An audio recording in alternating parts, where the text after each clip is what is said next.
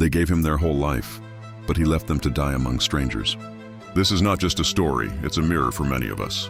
Daniel, a young man in his late 20s, was tired of his parents' constant advice, their illnesses, and the responsibility that came with taking care of them. He believed life was about freedom, success, and enjoying every moment without burden. His father, Michael, once worked day and night to provide Daniel with the best education, often skipping meals so his son would never sleep hungry. His mother, Grace, gave up her own dreams so she could hold his hand through every sickness, every heartbreak, every failure. But Daniel had forgotten all of this.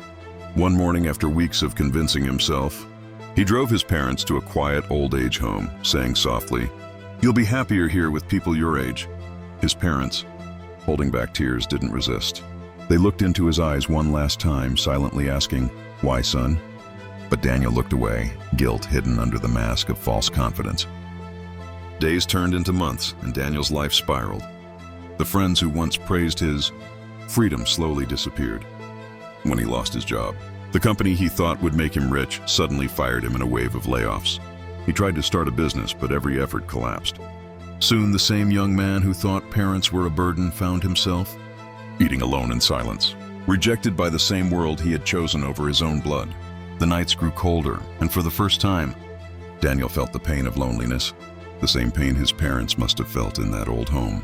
One rainy evening, as he walked home broke and humiliated after being insulted in front of his friends, a memory struck him, his mother's voice saying, "One day, Daniel, the world may turn its back on you, but we never will." His chest tightened. For the first time in years, he realized the weight of what he had done.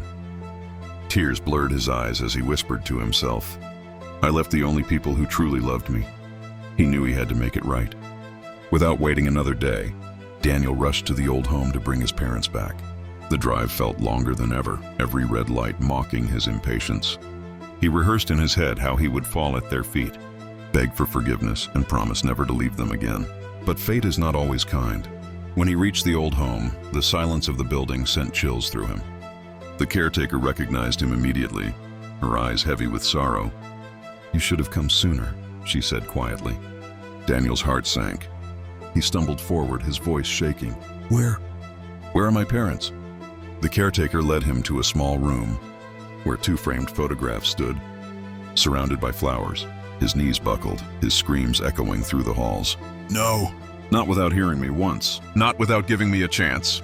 Daniel collapsed, clutching the floor, realizing he had lost his parents forever. His chance at redemption had been stolen by time. From that day, Daniel lived in constant regret, carrying the unbearable weight of knowing that the ones who gave him life had left the world believing their son had abandoned them. The world showed him no mercy, but the real punishment was the silence of his parents' absence. He spent his days visiting their graves, whispering apologies that would never be heard. His success never returned, but even if it did, what use was it without the 2 people who once prayed for him before themselves? The moral of this story is simple yet brutal. Never abandon the hands that once carried you, because when life pushes you down, no one else will lift you like your parents will. Value them while they are alive, because regret has no cure once they are gone. What would you have done in Daniel's place? Would you have chosen freedom over family? Share your thoughts in the comments. And if this story touched your heart, please like, share, and subscribe to Moral Tales Hub for more powerful, life-changing stories. Your one click can help spread this message to millions who might need the reminder today.